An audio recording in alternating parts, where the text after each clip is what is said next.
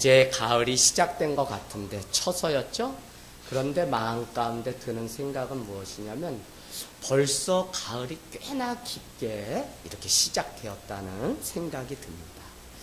여러분, 언젠가 포브스라고 하는 그 잡지 안에 이런 특집 기사가 올라왔는데 제목이 무엇이냐면 왜 우리는 그 많은 것을 갖고 있으면서 이토록 불만하면서 살아가고 있을까라고 하는 기사였어요.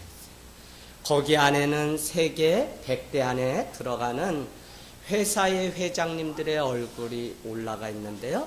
그들이 한결같이 만족감이 자기에게는 없다고 하는 내용이 주된 내용이었습니다. 여러분, 저는 오늘 성공하고 커다란 부를 가지고 있어도 채울 수 없는 빈자리가 있다고 하는 사실을 여러분께 말씀드리고 싶습니다.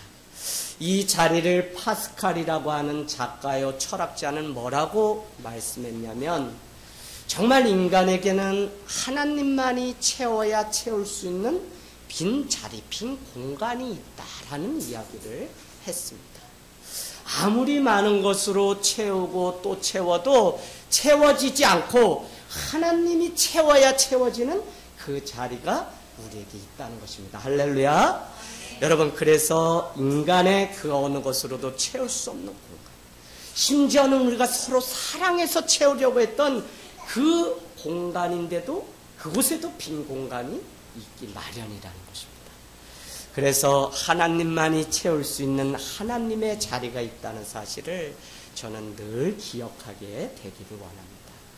세상 살아가면서 누가 가장 불쌍한 사람일까요? 하나님이 없이도 당당하게 세상을 살아갈 수 있다고 믿고 살아가는 사람들입니다. 더 불쌍한 사람은 빈자리의 해결책을 하나님이 아닌 다른 것으로 채우고 다른 것을 예배하는 폴 트립의 이야기를 지난주 말씀드렸던 것처럼 사람은 무엇인가를 추구하고 무엇인가를 예배하기 마련인데 예배의 대상자가 하나님이 되지 않으면 우리는 세상 그 어떤 것을 지금 예배하면서 살아갑니다 라고 말했던 그 글귀가 우리의 마음 가운데 있습니다. 눈은 보는 것으로 만족하지 않고 귀는 듣는 것으로 채워지지 않는 무어라 말할 수 없는 인간의 그 빈자리가 우리에게 있다는 거예요. 왜냐하면 하나님이 우리를 빚으시고 우리는 주님의 그 영혼이기 때문에 주님이 채워야 하는 그 무엇인가가 우리 가운데 있다는 것입니다. 여러분, 원하기는 이 가을에 여러분이 더 고독해서 더 영혼의 고독한 자가 되어서 세상적인 그 외로움이 아니라 정말 절대자 앞에 선 헨리 나우엔이 말했던 그 고독한 절대자 앞에 선 고독자가 되어서 내 영혼을, 내 내면을 한번 성찰할 수 있는 기회가 되기를 원합니다. 그래서 제가 목회서신에 여러분 뭐라고 써놓았냐면 여러분, 시를 쓰는 인생은 아름답습니다 라고 그렇게 써놨어요. 안도연의 가을 엽서라고 하는 그 시를 여러분에게 써놓았습니다. 한 잎, 두 잎, 나뭇잎이 낮은 곳으로 자꾸 내려앉습니다. 세상에 나누어 줄 것이 많다는 듯이 나도 그대에게 무엇을 좀 나눠주고 싶습니다. 내가 가진 게 너무 없다 할지라도 그대여 가을 저녁 그 한때 낙엽이 지거든 물어보십시오. 사랑은 왜 낮은 곳에 있는지를. 이렇게 짧은 시지만 이 한 귀절을 통해서 사랑은 왜 낮은 곳에 있는지라고 하는 이 신의 말을 통해서 내가 정말 사랑하고 있는지, 내가 변함없는 그것을 사랑하고 있는지, 내가 정말 주님을 사랑하냐고 물을 때 사랑합니다라고 고백하며 살아가고 있는지. 그래서 제가 목회자들 모임에 가서 목회자는 신이 돼야 됩니다. 특강을 한 적이 있어요.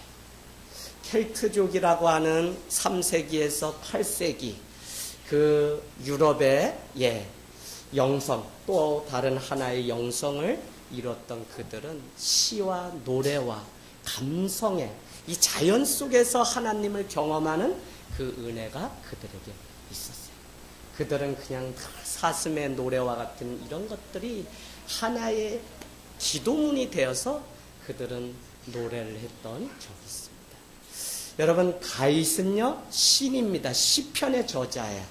그는 늘 쫓기고 늘 불안한 일상 속에서도 전쟁터에서도 그가 놓지 않았던 것이 무엇이냐면 그의 영성을 위해서 늘 하나님을 갈망하고 시를 썼던 것을 보면 목회자나 시인은 철저히 외로워야만 진실의 두레박을 퍼올릴 수 있고요. 진실해야만 그 길을 끝까지 갈 수 있는 사람이 목회자의 시인. 그래서 개인의 영성 관리를 위해서 이 가을에는 좀 시를 쓰면 내 안에 무엇으로 채워야 할지를 진지하게 고민해 보는 저와 여러분이 되시길 주님의 이름으로 축복합니다. 여러분, 저는 이 사실을 병상에서 더욱더 느끼고 있습니다. 사람들마다 열심히 자기의 삶을 살아갔어요. 병상에 있는 아우도 그렇고 많은 사람들도 세상에서 얼마나 열심히 살다가 그 어려움이 털컥 자기 인생 가운데 찾아왔는지 모릅니다.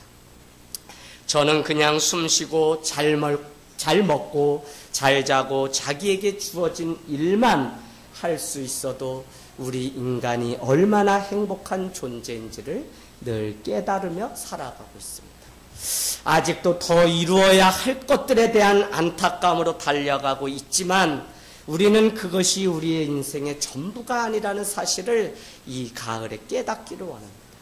세상이 요구하는 업적도 자신의 꿈을 아직도 이루고자 달려가는 그것도 때로는 많은 인간관계가 부담스러워서 더 깊은 공동체의 삶을 버린 채 홀로 자기의 삶에 빠진 나머지 철저히 개인주의에 함몰된 인간사의 이 살아가는 모습들을 봅니다. 여러분, 그것이 우리를 행복하게 할까요? 내가 무엇을 이뤘다고 행복하나요? 그렇지 않다는 것입니다. 저는 역설로 여러분께 말씀드리잖아요. 오늘 아무것도 내 손에 쥔 것이 없다고 할지라도 여러분 절망하지 마십시오. 내 삶에 가장 위기가 찾아왔다고 해도 여러분 절망하지 마십시오. 왜요? 그것이 여러분의 인생의 전부가 아니기 때문에 그렇습니다. 막상 병들어 더 이상 일할 수 없고 사람을 만날 수 없고 더 이상 꿈을 이룰 수 있는 그 순간을 놓쳐버리고 살아간다면 오직 이 순간이 오늘 행복하고 오늘 이 순간 최고의 행복을 맛보며 오늘 이 순간이 내 삶 가운데 감사의 전부라고 하는 사실을 문득 우리가 깨달을 수 있다면 우리가 무엇으로 살아가야 하는지를 우리는 이 가을에 다시 한번 느끼게 된다는 것입니다.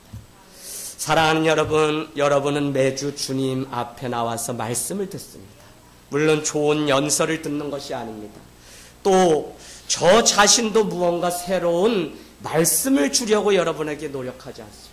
단지 그냥 말씀을 여러분에게 전하는 통로이면 된다고 하는 믿음으로 늘 섭니다. 그런데 더 중요한 것은 무엇이냐면 그렇게 많은 예배와 말씀을 듣는데 이것이 오늘 드리는 이 예배 순간에 내 삶에 정말 그 빈자리를 채우고 내가 어떻게 살아가야 내 삶이 행복한지를 진지하게 묻는 예배가 되지 못한다면 우리는 우리 삶의 새로움도 더 좋은 행복과 더 많은 감사를 놓치면서 살아갈 수밖에 없다고 하는 사실입니다. 여러분, 오늘 말씀 9절을 한번 천천히 보겠습니다. 이스라엘아, 여호와를 의지하라. 그는 너희의 도움이시오 너희의 방패시로다. 너한테, 오늘 우리한테 여러분 뭐라고 말씀하시냐면 여호와 하나님을 의지하라. 그분은 도움이시오 방패라는 것입니다.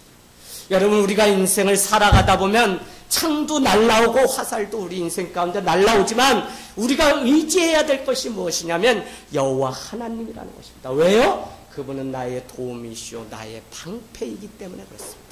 여러분, 우리 이 말씀을 자기 이름을 한번 넣어서 같이 한번 읽도록 하겠습니다. 시작. 제아가 여호와를 의지하라. 그는 제아기의 도움이시오 제아기의 방패시로다. 아멘. 아멘. 우리는 하나님이 나를 도우시는 방패라고 하는 사실을 기억하지 못하면 이렇게 됩니다. 하나님은 매 순간 나를 도와주시지 않는 분이었다.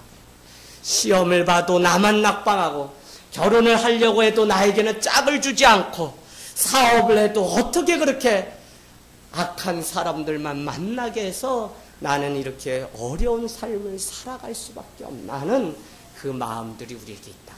그러나 오늘 말씀은 우리에게 뭐라고 말씀하시냐면, 여호와를 의지하라. 그는 여러분의 방패시요 여러분을 도우시는 하나님이라고 말씀하고 있다는 것입니다. 여러분 10절 말씀으로 우리 같이 읽습니다. 시작. 아론의 집이여 여호와를 의지하라. 그는 너희의 도움이시요 너희의 방패시로다. 다시 한번 자기 이름을 넣어서 읽겠습니다. 시작. 여호와를 의지하라. 그는 제아기의 도움이시요 제아기의 방패시로다. 아멘. 하나님은 오늘 모세의 형이었던 아론에게도 여호와 하나님만 의지하라고 말씀하고 있습니다. 왜 그렇다고요? 하나님은 우리의 도움이시요 방패가 되어주시기 때문에 그렇습니다. 아론에게 하신 말씀이 오늘 여러분에게 하시는 말씀이 되기를 원합니다. 우리가 오늘 내 이름을 넣어서 했던 것처럼 오늘 아브라함을 축복하셨던 그 하나님, 방패가 되었던 주님, 모세의 방패가 되었던 주님, 이제는 아론의 도우시는 방패가 되어주신 그 주님이 오늘 내 인생 가운데 찾아오셔서 나의 방패가 되시고 나의 도움이 되시는 은혜가 있기를 원합니다. 여러분 어느 집이 일생 동안 살아가면서 하나님의 축복을 누리면서 살아갈까요? 저는 지금 계속해서 몇 주 상간에 우리 교회가 이 지역사회에서 어떤 공동체로 존재해야 되는지 여러분과 나누고 있습니다. 수풀에 걸린 그 인생, 수풀이 자기 인생 가운데 어려움을 주지만 결국 그 수풀에 걸린 양을 통해 예배하는 일들이, 그래서 예배하는 공동체, 이방인의 뜰이 더 넓어졌으면 좋겠다는 말씀을 드렸습니다. 그런가 하면 내가 받은 위로로 다른 사람을 위로하는 위로의 공동체가 되었으면 좋겠다. 더욱이 오늘날 힐링이 대세인 이때에 치료하는 교회가 되었으면 좋겠다 해서 바디메오의 이야기를 여러분과 같이 나눴습니다. 오늘은 정말 우리가 받은 이 축복으로 하나님의 은혜로 세상을 섬기는 공동체가 되었으면 하는 마음이 간절합니다. 다 안 믿어도요, 그 나머지 한 사람이 끝까지 믿게 되면 그 집은 반드시 복을 얻게 되어 있습니다. 여러분 가나안 땅을 목전에 두고 12명이 정탐꾼이 다녔습니다. 여호수아와 갈렙만이 그곳에 들어가야 된다고 말했습니다. 하나님은 가나안을 약속하셨는데 그곳에 다녀온 10사람의 각 지파의 대표는 그곳에 가면 우리는 기골이 장대한 그들에게 메뚜기 떼만도 못합니다라고 이야기를 했어요. 그러나 여호수아와 갈렙은 아닙니다. 그곳은 주님이 우리에게 주신 밥입니다. 이제 가서 그곳을 우리는 먹기만 하면 됩니다라고 말씀을 했다는 것입니다. 여러분 왜 이 말씀을 드리냐면 끝까지 믿는 것이 쉽지 않습니다. 오늘 우리 가정이 아론의 집이 축복받은 것처럼 어느 집이 축복을 받냐면 오늘 그 한 사람으로 남아서 마지막 내가 그 자리를 떠나지 않고 여호와는 나의 방패시요 나의 도움이시라고 강구하고 그분을 끝까지 붙드는 그 가정이 복이 있다는 것입니다. 할렐루야. 그런데 여러분 그 일이 쉽지 않다고요. 가나안 목전에서 다 고생하면서 만나와 메추라기도 먹고 많은 과정들이 있었음에도 불구하고 오늘 그 목전에서 여호수아와 갈렙을 제외한 이스라엘 백성이 주님이 도움이시고 주님이 방패이신 것을 부인하고 떠난 것을 보면 끝까지 남은 그 한 사람으로 살아가는 이 일이 얼마나 어려운지 모릅니다. 여러분 내 환경과 상관없이 학벌과 상관없이 내 재정과 상관없이 하나님은 끝까지 나를 지키시고 우리의 방패가 되어 주십니다. 끝까지 믿는 한 사람이 바로 당신이었으면 좋겠습니다. 그러면 하나님이 그 가정과 우리의 인생을 지키시고 도와주십니다. 우리 옆에 분을 향해서 끝까지 남은 한 사람이었으면 좋겠습니다 하고 우리 한번 축복하겠습니다. 예, 끝까지 남은 한 사람이었으면 좋겠습니다. 예, 옆에 성님한테도 하시고요. 끝까지 남은 한 사람이었으면 좋겠습니다. 예, 누가요? 내가 그랬으면 좋겠습니다. 여러분, 그러면 하나님이 지키시는 집은 어떻습니까? 11절 말씀으로 가겠습니다. 여호와를 경외하는 자들아, 너희는 여호와를 의지하여라. 그는 너희의 도움이시오 너희의 방패시로다. 아멘.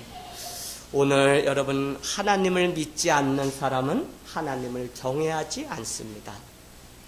하나님을 경외하는 사람은 다른 삶을 삽니다. 말씀이 그 삶 가운데 있다는 것입니다. 오늘 주님은 누구를 축복하신다고 우리에게 약속했냐면 다 축복이 아니라 여호와를 끝까지 경외하는 자를 축복하신다는 것입니다.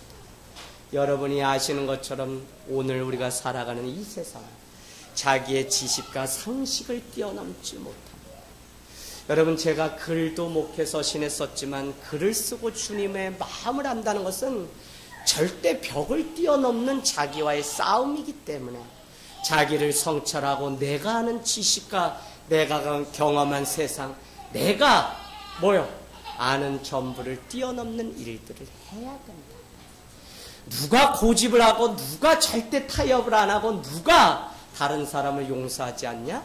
내 기준이 절대인 사람이 그렇습니다. 주님을 믿으면 우리는 절대는 내려놓고 점점 더 주님의 마음을 품는 사람이 되어야 되는데 우리가 그러지 못할 때가 있어요. 절대라는 것은 오직 예수 그리스도만이 구원자라고 하는 그 사실, 그것만이 우리의 절대입니다. 여러분, 많은 사람들이 하나님을 경외하면 복을 얻는데 끝까지 경외하지 못하고 그 자리에서 떠나는 일들을 우리가 많이 봅니다. 여러분, 경외한다는 것은 다른 것이 아니라 주님을 예배하는 것이요, 주님의 말씀을 따라 살아가는 것입니다. 여러분의 삶이 평상시에 어떠했든지 정말 여호와를 경외하고 주의 말씀을 경외하며 살아간다면, 여러분, 사랑하십시오라고 하면 이번 한 주 좀 용서하고 사랑해야 되고요, 전도합시다, 영혼을 품읍시다 하면 여러분은 다른 때는 못해도 한번 좀 할 수 있는 그 결단이 우리에게 이제는 있어야 된다.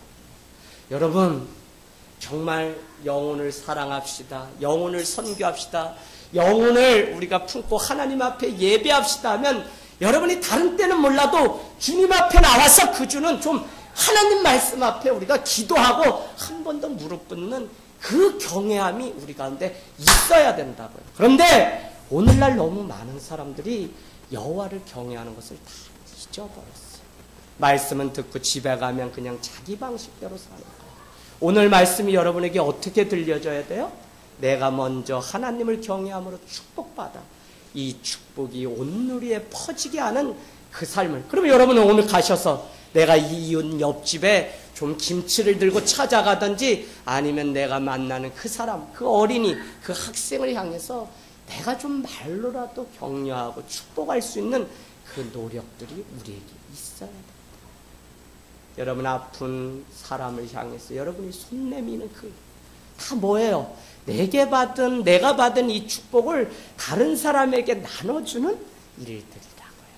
그래서 여러분이 오늘 이 말씀 가지고 주님을 진정 경외하고 주님의 자리로 나가기를 원합니다. 하나님을 경외하는 자에게 주시는 축복은 어느 정도입니까? 12절 말씀 볼까요? 12절. 여호와께서 우리를 생각하사 복을 주시되 이스라엘 집에도 복을 주시고 아론의 집에도 복을 주십니다. 아멘. 오늘 하나님은 우리를 생각하신다는 말씀이 저는 너무 좋아요. 하나님이 이 순간에도 나를 생각해 주신다니까요. 얼마나 인생 살다가 우리가 위기도 당하고 외로움도 오고 또 물론 기쁜 일도 있어요. 그런데 정말 감사한 것은 무엇이냐면 고통의 그 자리에 있는 나를 생각하신다는 거예요. 그래서 이스라엘의 집도 어떻게 해요? 복을 주시고 아론의 집도 복을 주신다는 것입니다. 쉬지도 않으시고 졸지도 않으시고 주무시지도 않으시는 그 주님이 오늘 여러분의 인생을 생각해 주신다는 거예요. 그래서 저는 이스라엘 아론의 집에 임했던 그 축복을 이제 누가 받을 차례라고 여러분에게 말씀드리고 싶냐면 바로 여러분이 받을 차례라고 하는 사실입니다. 할렐루야! 여러분, 이제 우리가 하나님의 축복을 받아 누려야 될 때입니다. 바로 하나님을 믿는 성도가 복을 받아야 됩니다. 하나님이 우리를 축복하고 우리를 찾아오시는 것은 당연한 일입니다. 그런데 그 당연한 것을 마귀는, 사단은 지금 이 시간에도 빼앗아 가요. 목사님이 나누는 이 말씀을 다 그냥 길가에 던져진 말씀처럼 다 날아가 버리겠어요. 그래서 말씀이 있고 예수를 믿어도 여전히 우리는 상처를 가지고 자기 자신을 학대하고 원망하고 복이 없다고 자기 자신. 그러나 여러분, 말씀이 자기 삶 가운데 정확히 임하게 되면 나는 하나님의 복을 받은 자라고 하는 그 사실 때문에 상처가 우리 가운데서 떠나는 역사가 있다는 것입니다. 여러분, 어떻게 살아왔던지 마귀에게 하나님이 우리를 축복하시는 그 축복을 빼앗기지 않기를 원합니다. 살아가는 모든 순간이 다 은혜임을 주님 앞에 나는 믿네라고 하는 찬양처럼 우리가 고백하기를 원합니다. 지금도 말씀대로 살아가는 그 한 사람이 있어야 여러분의 집이 복이 임한다는 것입니다.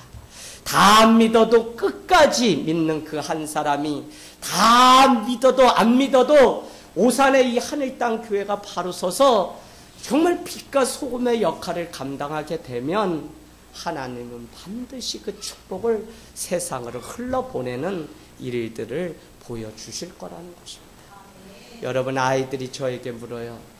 목사님, 천국이 어떻게 생겼어요? 라고 저한테 묻습니다. 그러면 제가 이렇게 이야기합니다. 금요일날 이 방 안에서 같이 이야기하고 아이들하고 기도하는데 아이들이 물어요. 천국이 어떻게 생겼어요? 그래서 이 안에서 자체 또 같이 이야기를 나누는데 제가 이렇게 얘기했습니다. 저도 모르게. 하람아, 너희 가정처럼 너의 인생처럼 생겼단다. 이렇게 이야기했어요. 하람이가 알아듣겠어요? 모르지. 이게 뭔 얘기인지 몰라요. 근데 여러분, 이것은 무엇을 말하는 것이죠? 오늘 우리가 지켜내야 할 천국은 이 땅 가운데서 우리가 살아가는 이 삶의 자리에 있다. 물론 궁극적으로 마지막 주님의 죽어서 가는 그 천국, 그것이 있지만 우리는 내가 이 땅에서도 하늘을 품고 살아가는 이곳이 천국이 되어야 된다. 많은 조직 신학자들은 그래서 이렇게 이야기합니다. 영생이란 이 땅에서의 살아가는 그 삶이 끊어지지 않고 계속 이어지는 것이 영원한 생명, 영생입니다라고 말해요. 그 말의 깊은 의미는 무엇이냐면 여러분이 이 땅 가운데 주님과 살아가는 그곳이 정말 천국이 되게 해서 그 천국을 또 하나님 앞에 가서 맛보는 그 천국을 설명하고 있는 거예요. 여러분, 여러분의 가정처럼, 여러분의 인생처럼 천국이 임하기를 원합니다. 목사님, 나 지지리도 복이 없는데요 라고 생각하지 마시고 아론과 이스라엘에게 복을 주셨던 그 주님이 오늘 유리에게, 오늘 지연에게, 우리 송현이 송주에게 복이 임할 줄로 믿습니다. 그래서 다시 한번 내 인생을 축복하고 내 인생이 주님과 함께 걸어가는 천국을 이 땅에서 미리 앞당겨서 동시에 살아가는 삶이 되기를 원합니다. 제가 이 사실을 알았을 때 저는 많은 핍박 가운데 신앙의 1세대였지만 무조건 참았습니다. 여러분, 유교 집안입니다. 효령대군 23대손 종갓집입니다. 장남입니다. 9살의 유세차 영곽생 부군 신이를 한문으로 써서 제사 12번 잔을 돌리고 무릎을 꿇고 뒤로 물러나서 하는 그 절차들을 장남이기 때문에 다 배워야겠어요. 유교 집안에서 제사를 지내지 않는다는 것은 목숨을 내놓는 일입니다. 버림을 받는 일이고요. 손가락질을 당하는 일이고, 더 가슴 아픈 것은 부모님이 기대하는 세상의 기대를 저버리는 일입니다. 그런데 제 마음 가운데 여호와를 경외해야 복을 얻는다고 하는 오늘 이 말씀이 제 삶에 일찍이 다가오면서 저는 세상이 정해놓은 모든 기준에서 떠나기로 결단했습니다. 아무도 믿지 않아도 너 한 사람이 말씀대로 은혜대로 살아가면 거기에서 하나님의 복이 임한다고 하는 사실을 알게 되었어요. 제가 얼마나 열심히였는지 저를 전도했던 큰 누님도 저를 핍박하기 시작해요. 왜요? 교회를 다니는 건 좋은데 너무 미쳤다는 거예요. 너무 미쳤다는 거예요. 제가 그게 이제 와서 다 이해가 돼요. 얼마나 내가 균형 없이 살았는지. 그러나 저는 균형 없는 건 둘째치고 주님 앞에 제 인생을 송두리째 들여서 미쳐버린 시절들이 있었어요. 왜요? 5학년 때 부모를 떠나서 너무 외롭게 객지 생활하며 사춘기 가죠.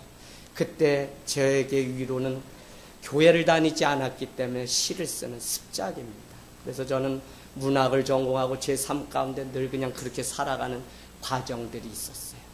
그럼에도 불구하고 어느 날 찾아온 주님의 음성을 듣게 되었을 때, 아하, 우리 집안이 바뀌고 새로워지는 것은 내가 이스라엘을 축복하셨던 그 주님을 경험하고 아론을 축복하셨던 그 주님을 경험하게 되면 그곳에 하나님의 축복이 임한다고 하는 사실을 알게 되었기 때문에 그곳에 완전히 올인해서 미치게 된 것입니다. 제가 여러분 예수를 믿고 가장 힘든 것이 무엇이냐면 제사를 안 지내는 게 아니에요. 처음에 무슨 10몇 살 아버님 한 번도 거역해보지 않았는데 절을 안 하고 하는 척 하다가 이제는 뒤에 완전히 빠지고 어느 날 제사 지내지 않겠습니다 아버지 선포하기까지는 제가 몇 년의 시간 동안 얼마나 제 안에 그 뜨거운 그것이 있었는지 모릅니다. 그런데 여러분 정말 괴로운 것은 무엇이냐면 아들을 보겠다고 시골에서 바리바리 짐을 싸가지고 주말에 올라오세요. 그러면 뭐 어머니가 음식도 장만해가지고 오시면 뭐 먹을 땐 좋은데 주일 아침에 교회를 가야 되는데 어머니는 절간 드나들면서 저를 낳아서 못 가게 하시는. 그러면 아침부터 그 전날부터 어머니를 아버지를 저랑 한 번만 교회 가주세요. 이미 제가 10년째 주보를 보내드리고 말씀을 요약해서 보낸 정말 선교 같은 그 삶을 살았기 때문에 소원이라고 그렇게 말을 해도 들어주지 않아요. 그때마다 갈등이 찾아왔지만 교회로 주의를 지키기 위해 가게 됐어요. 부모님은 시골 가는 버스를 타고 집에 오면 안 계신 거예요. 그러면 그냥 장남인 제 마음에는 어머니를 그냥 보내셨다는 그 자괴감이 마음 한편에 있어요. 그럼에도 불구하고 내가 주님 앞에 바로 서지 않으면 안 된다는 것이 있었어요. 군대를 갔거든요. 눈이 가장 많이 온다는 원통이라는 곳에 갔어요. 아이고 원통이 죽겠어요. 근데 그냥 사단장님이 훈시하는데 그냥 이렇게 신교대 마치는데 우리 보고 뭐라고 이야기하냐면 여러분은 이제 사람이 아닙니다. 이제 여러분은 개돼지처럼 잘 먹고 잘 자고 나라를 위해서 충성하십시오. 이게 훈화예요. 그래서 그때 거기서 또 그냥 뭐 일어날 뻔했어요. 우리 개돼지라는 것도 서운해 죽겠는데 어쨌거나 어떻게 해요? 군대니까 했어요. 근데 뒷말이 뭐라고 하냐면 여러분 원통에 와서 억울하겠습니다. 이렇게 이야기합니다. 그래서 이게 위로도 아니고 정말 염장을 지르는데 제가 그곳에서 이렇게 군 생활하다가 인제거든요. 그곳이. 그래서 인제군 원통면 천도리 서와리 GOP GP 안에 수색하러 들어가서 철책 근무를 하는데 어느 날 전방 철책에서 저기 뭐 저한테 막 사랑한다고 하고 넘어와 달라고 얼마나 북한에서 저한테 막 이렇게 하는지 거기 오면 또 고기도 주겠다고 막 이야기하고 동무 저기 보이는 동무 빨리 오시라요. 그러면 제가 막 손들어 주면서 그럼 뭐 라면도 흔들어 주고 저도 가져가서 막 우린 이거 먹는다 하면 걔네 막 방송으로 얼마나 뭐 시집장가 다 보내준다고 빨리 오라고 얼마나 외롭습니까? 그러면서 빨리 오라고 합니다. 그래도 제가 얼마나 믿음이 좋았냐면 그 철책을 안 넘어갔다니까. 뉴스 안 나왔죠? 그 철책에는 지뢰가 다 묻혀있기 때문에 넘어가면 그냥 죽는 겁니다. 그래서 강릉 잠수함 침투 사건 때도 남은 그 사람들이 어디로만 갈 수 있냐? 38통문이라고 하는 북으로 흐르는 유일한 물로만 갈 수 있어요. 거기가 어딨냐? 우리가 지키던 향로봉 고지에 있는 그래서 홀을 파고 3.11개조가 그 안에서 있는데 3일이 가도 4일이 가도 아유 저기 올 때를 기다리는데 밥을 주지 않아요. 전쟁 나면 큰일 나요. 나라 위해서 기도해요. 아니 행정보고관이 이 보급로에다가 소위 군대에서 말하는 똥국이라는 거 이 까만 봉지 안에 닭이랑 뭐 햄이랑 막 섞어가지고 그냥 떨궈놔요. 이틀 됐는지 3일 됐는지도 몰라요. 3인 1개조로 다니다 그거 먹으려고 내 목을 치거든요. 말년병장 제 목을 친데 전쟁 나니까 고참도 없어요. 후임병들이 다 가서 이미 다 먹어버리고 나는 3, 4일을 막 굶으면서 한 달 하루 덜을 군생활하고서 그곳에서 총격전하다 나오게 되었어요. 그런데 여러분 그곳이 눈이 얼마나 많이 오느냐면요. 신학교를 다니던 많은 고참들도 주일이면 막 눈이 오기 때문에 예배를 가야 되는데 결국은 못 가는 거예요. 몇 차례 얻어맞고서는 그냥 포기했어요. 그래서 제가 가니까 너래도 가라 그랬는데 제가 진짜 맞으면서 내일 훈련인데도 갔어요. 너 왜 가려고 하냐는 거예요. 그러면 23세 늦게 갔거든요, 제가. 그런데 고참한테 뭐라고 이야기하냐면 내일 훈련해서 우리 부대가 1등 할 수 있도록 기도하러 가야 됩니다. 그러면 나쁘진 않아요. 그러면 이게 중대장님께도 들어가면 중대장님이 야 내가 진급하는데 니네가 왜 방해하냐. 오늘 이 훈련에서 다른 중대랑 싸워서 이겨야만 진급하니까 이재학 제2등병은 보내라는 거예요. 그러면요 군중병도 저녁 기도에 못 나올 때가 있는데 그곳에 제가 십자가 불을 켜고 훈련을 저 양구고 멀리 그냥 3박 4일이고 그냥 평생 땅 깨니까 그냥 이렇게 걷는 거죠 뭐. 그렇게 3박 4일 갔다 오면 멀리 교회 십자가가 보이면 그게 얼마나 마음에 감동이 되고 눈물이 되었는지 몰라요. 전주이씨 효령대군 23대선 가문을 세우고 무너진 이 가문을 세워야 됩니다. 그런데 여러분 예수 믿으려고 하니까 그런 것들을 다 끊게 돼요. 오직 하나님이 복을 주시는 분이라고 하는 사실을 믿기 때문에 25년 동안 묵묵히 예수를 믿으면서 목회자가 오늘날 되었더니 드디어 부모님까지 예수님을 믿게 되었고요. 주일이면 전화를 한 번씩 드립니다. 그러면 어머니가 교회를 자랑하고 목사님을 자랑하고 들었던 말씀을 저에게 막 자랑하는 것을 봐요. 어머니는 누구냐? 마지막 남은 우리 집의 IS 대원입니다. 무슨 이야기인지 아시죠? 믿지 않는 일부 사람들은 그냥 오락가라 그냥 교회도 갔다 안 갔다 이러면서 저를 핍박하는 거지만 어머니는 절을 다녀서 너를 낳았다고 해서 절을 다니는 사람을 막 그냥 사살하고 쏘고 다 그런 IS 대원이었어요. 그런데 그 어머니의 입술을 통해서 이제 예수님을 이야기한다는 이것이 여러분 마지막 남고 마지막 참을 수 있는 그 한 사람이 있다면 그곳에 주님은 분명히 축복하시는 놀라운 일들이 있습니다. 우리가 회복된다고 하는 것이 무엇일까요? 모든 환경을 뛰어넘어서 나 같은 자도 복이 있다며 찾아오시는 나사렛 예수 그리스도 목수 그분을 만나는 그것이 바로 우리 인생의 회복입니다. 이 사실을 안다면 우리는 최선을 다해서 살아가야 돼요. 13절은 우리에게 약속합니다. 높은 자나 낮은 자나 뭐라고 말씀하죠? 막론하고 여호와를 경외하는 자들에게 하나님은 복을 주신다는 것입니다. 많은 사람들은 상처가 있는 사람은 높은 자는 어떻게 해요? 더 높아지려고 해요. 저는 그게 상처인 줄 몰랐어요. 근데 제가 대한민국에서 최고 정말 정관계에 있는 국회의원 40여 명이 출석하는 교회에서 목회를 8년 하다가 다 끊고 이곳에 내려오기까지는 가장 높은 곳에 올라간 사람이 왜 또 더 높은 곳에 올라가려고 하나 보았더니 그 안에 상처가 있어서 그런 것을 보았어요. 여러분 어느 정도 올라가서 남보다 낮게 살고 뭐 120평 되는 타워 팰리스에 사는 그것으로 만족할 것 같죠? 그렇지 않아요. 더 많은 사람을 자기 아래 두고 하인처럼 부리겠어요. 그래서 제가 신방을 가고 뭐 식사를 가면 왜 내가 늘 마음이 불편하냐면 저는 그런 게 너무 싫어요. 근데 교회 장로님이 총리도 지내시고 이런 분인데 식당에서 점원이 그냥 식사 메뉴를 묻고 그냥 이렇게 돌아가잖아요, 보통. 그런데 다시 오라고 불러요. 깜짝 놀랐어요. 왜 그랬냐면 물러날 때 일본 사람처럼 뒷걸음질로 해야지 어떻게 고객 앞에 이 힙을 보이면서 돌아갔냐고. 다시 해보라고. 지배인을 불러. 저는 우리 대한민국 보통 살아가는 사람들의 기준으로 이게 근데 그 안에 상처가 있으면 좋았어요. 왜 돈을 버냐? 더 높아지려고. 여러분, 높은 자나 오늘 낮은 자도 상처가 얼마나 많아요.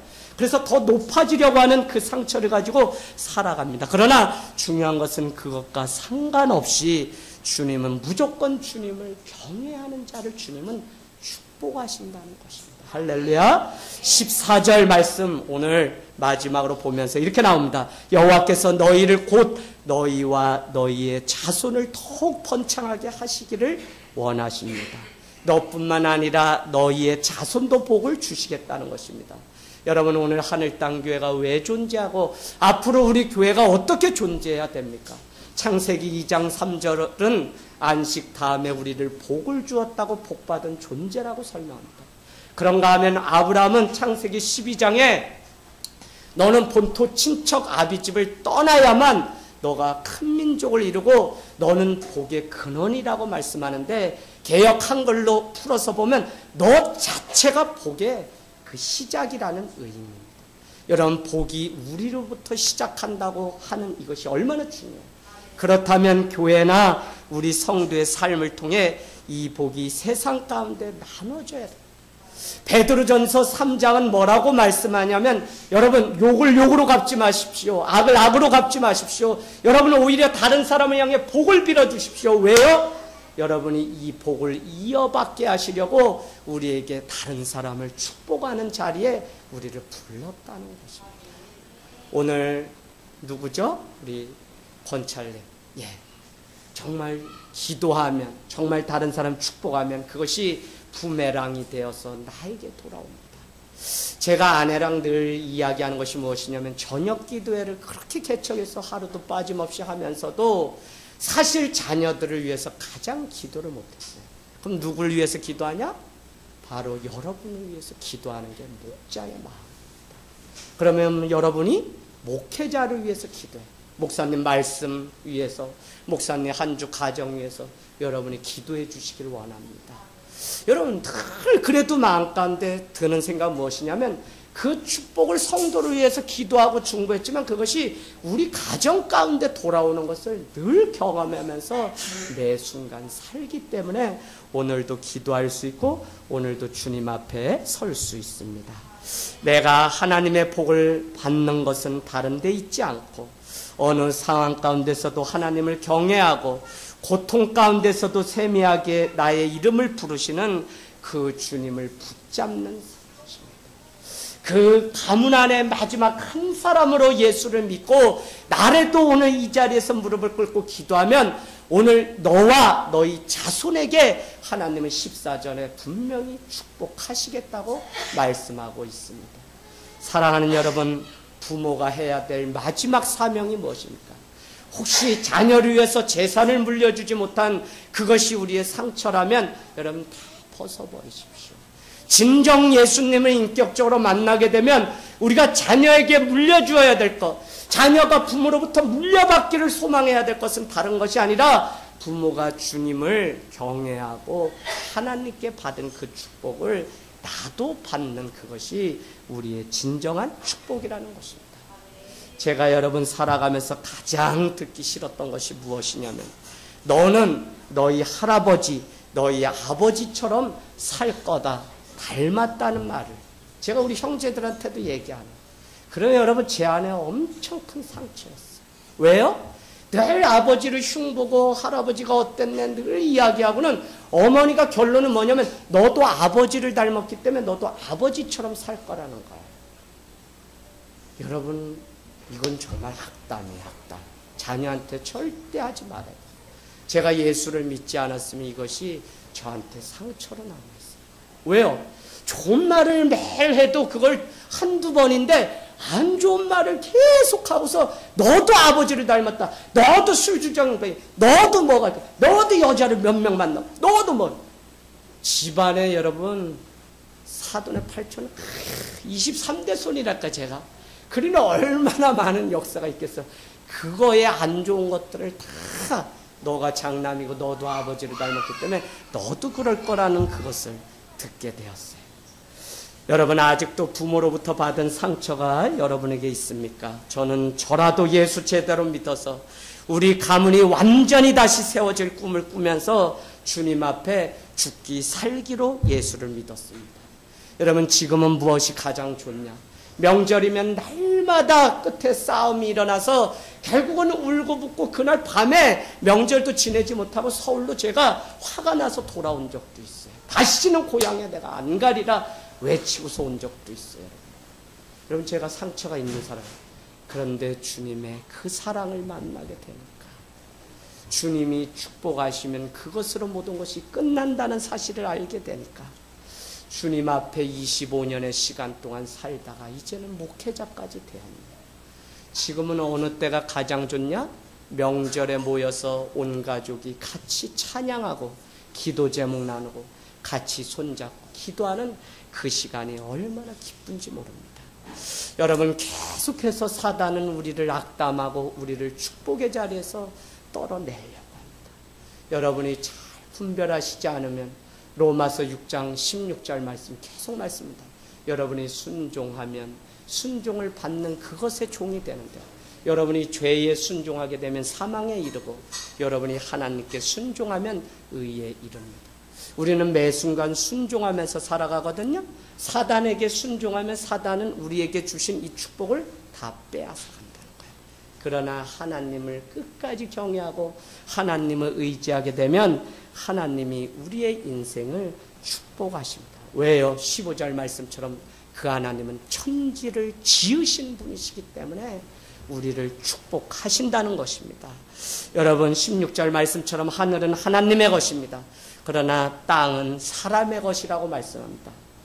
다른 것이 아니라 이 땅에 살아가는 여러분에게 이 땅의 모든 것이 너희의 것이라는 축복입니다. 오늘 이것이 우리에게 축복이 되도록 빼앗기지 않기를 원합니다. 그러려면 17절 말씀은 우리에게 말씀합니다. 17절 같이 읽겠습니다. 시작. 죽은 자는 하나님을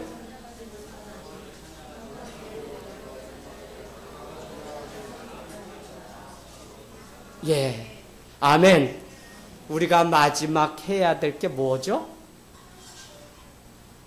뭐예요? 뭐 해야 돼 우리는?